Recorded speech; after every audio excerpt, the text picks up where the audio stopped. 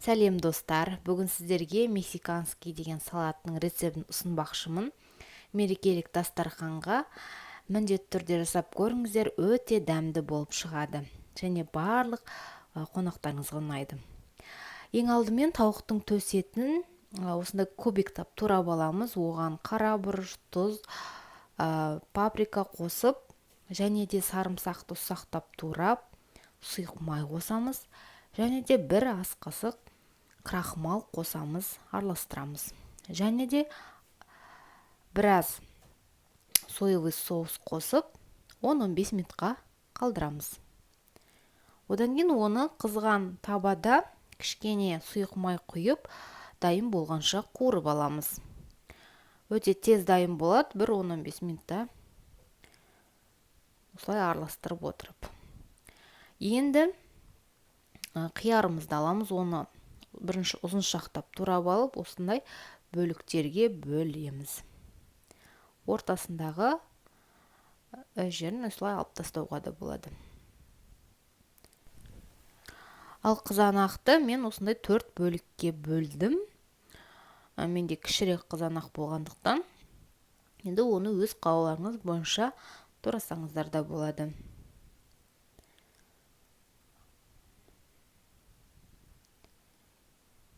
Келесі біз бұрышты аламыз, тәтті бұрышты. Мен осындай 2 түсін алдым, оны соломкаға тураймыз.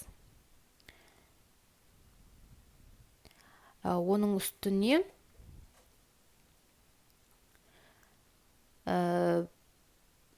консервадағы фасольді, немесе менде өзіміздің үйде фасоль болған, соны пісіріп қостым.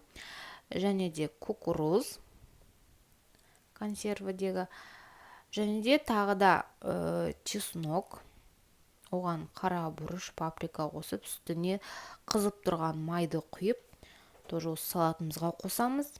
Және де петрушканы аздап қосамыз, және жаңағы дайын болған етімізді қосамыз, тауықтың етін.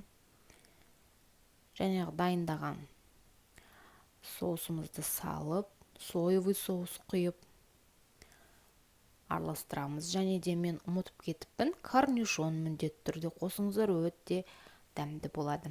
Именно корнишон қосыңыздар. Болды, салатымыз дайын. Дастарханымызға ұсына беруімізге болады. Каналыма жазылып, комментарий, лайк басып қоюды ұмытпаңыздар. Алда тағы да рецепттермен бөлсемін. Рахмет.